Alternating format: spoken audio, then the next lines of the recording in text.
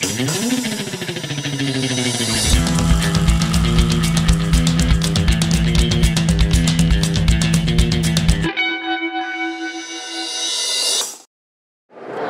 to TechWire, a conversation about government, politics, and technology. I'm Christina Gagnier, and today I'm joined once again by Carlos Ramos, the state CIO for California. Carlos, thank you so much for joining us again. My pleasure. Nice to see you. So one of the themes that we're exploring today is Agile Technology, and I know that the project approval lifecycle has been sort of a hot topic and process, through your office. Can you talk about how those two interplay?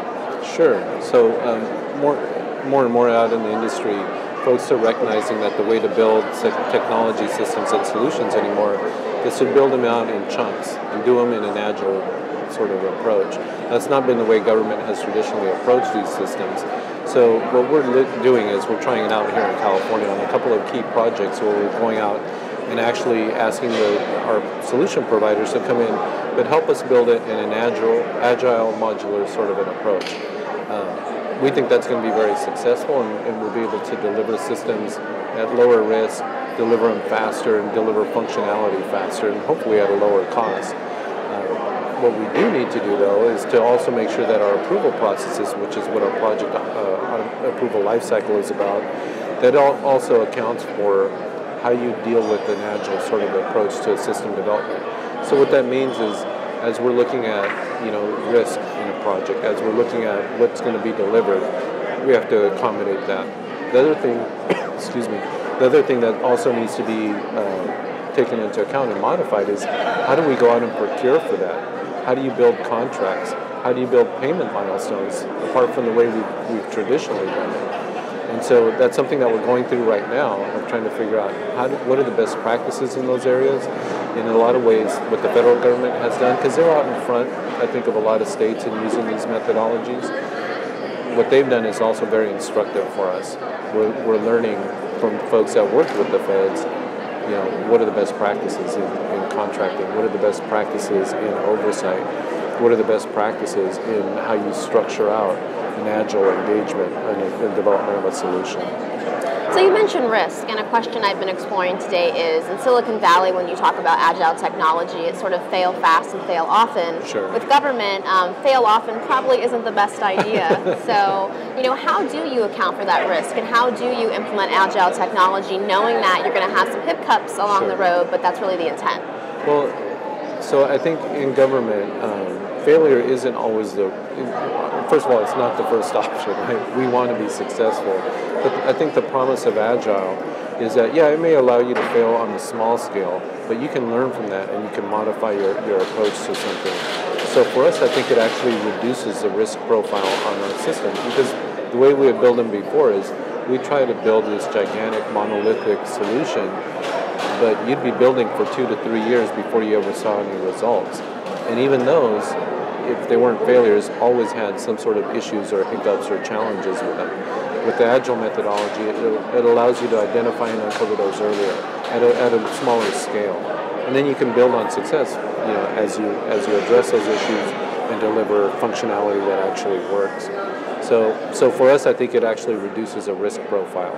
And if we do end up, even despite our best intentions, failing at something, you fail on a much smaller scale. And what do you think will be the result of using Agile Technology in the state of California? Well, I think there's going to be some really interesting results. One of the key areas of impact that we've already seen is that if you use Agile methodology, it requires much tighter integration and interaction between the program or policy side, the business end of a system, and the technology end of the system. So folks have to work together much earlier and in a much more intensive way. We think that's going to result in better outcomes. The other thing that I think will result out of it is, as we build systems, we'll build them at a lower cost. You'll be able to deliver functionality faster and reducing the risk of a failure. So speaking of another focus, of your office of the state of California generally, as you're developing new technologies, along with that comes security concerns, and cybersecurity is definitely a hot topic in the state of California.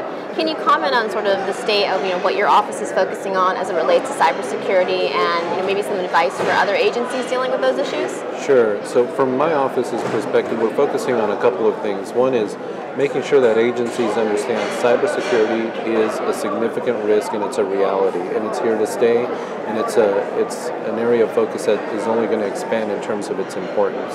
So we're doing things such as making sure that agencies understand what their risk profile is in terms of vulnerability to an attack.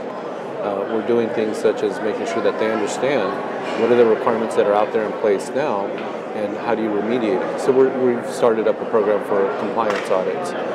There was a piece of legislation last year that outlined that agencies have to go out and do security assessments every couple of years. So we're making sure that that happens. The other thing that we're also focusing on as a department is participating in the state's overall response to cybersecurity threats. So last fall, the governor issued an executive order which basically called for greater collaboration and coordination among all the different state entities that deal with cybersecurity situations, either at the time that something is reported, in analyzing and identifying threats and preventing them, or responding when something does happen. So we're working in collaboration with our partner departments on putting in place a cybersecurity incident coordination or incident command center, or for greater collaboration and coordination, and to bring resources to bear when need be. So we're working on all of those things, and then I think the final piece is really focusing on awareness among users of technology. Really, oftentimes that ends up being our biggest and weakest link and our biggest vulnerability. It's the person that's going to click on an email that's a scam email that could potentially expose your whole network. So making sure that they understand the threat is out there, it's persistent, it's real, and it's ever changing. So, practice good cybersecurity habits. So that's another area of focus for us. Yeah, it sounds like your agency is taking a holistic approach to cybersecurity, worrying about the guy that might click the wrong email all the way up to the larger systems and projects that you're rolling out. We do. We have to, and I think if you ask for advice to other agencies, is take that holistic approach, because the threats are vast and they're persistent, and they go anywhere from the guy that'll click on the email to get a Canadian lottery money to these very sophisticated and persistent adversaries that are out there. So we talked about Agile Technology, cybersecurity. What are some advice that you would give to CIOs across the state or across the country, just as regards to trends they should look out for, things they should be concerned about? Well, in terms of advice to other CIOs, I would say one of the biggest trends is to look at what's happening in the industry, in the technology industry. Technology is evolving all the time as we see it. It's becoming a lot more personal, a lot more powerful, a lot more connected.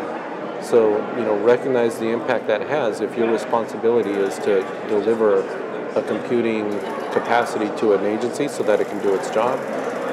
Realize how you can leverage that to better serve your constituents, because they're being served in that way in their personal and private lives. In their interactions with government, we should make it as convenient and as easy. And then recognize the implications of that from a cybersecurity and safeguarding our infrastructure perspective as well. But look at what's happening in the industry and bring it back home and apply it. I guess that'd be my advice. Well, Carlos, thank you for joining us once again and sharing your expertise. It's good to see you again. Thank you. And thank you to our audience at TechWire for once again joining us in a conversation about government, politics, and technology.